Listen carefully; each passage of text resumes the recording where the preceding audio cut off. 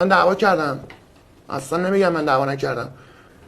اراذل به شما اراذل رو به کسی که دعوا میکنه اراذل نگاه نکنید. یه سری این کلمای زشتی های نمکشناس، لوتی و اشغالاتی و فلان و نمی‌دونم میگم 10 تا میاد روش. خب اراذل رو منم یه شهروندم، منم یه شهروند معمولی ام.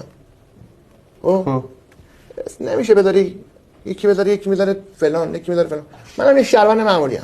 اکوره در رفتم دعوا کردم. آقا چرا اکوره در میری وحید؟ چیکار کنم؟ یه وقتی اکوره دادم این سری که مست بودم. حالا چرا کلا آدمی هستی که زود از کوره به قول خودت دنج، چرا اینقدر زود عصبی میشی؟ چرا تا الان تمرین نکردی که جلوی عصبانیت تو بگیری؟ این عصبانیت هم تو زن و بچه‌ت هم منتقل کردی؟ بله من پرونده پزشکی دارم. یعنی چی؟ جنون دارم، برام پرونده پزشکی دارم تو پزشک قانونی.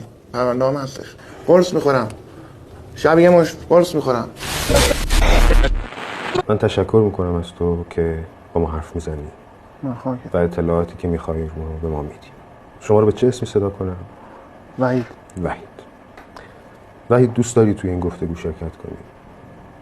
نه خودم باشه نه والا. چون اصرار کردی اصلا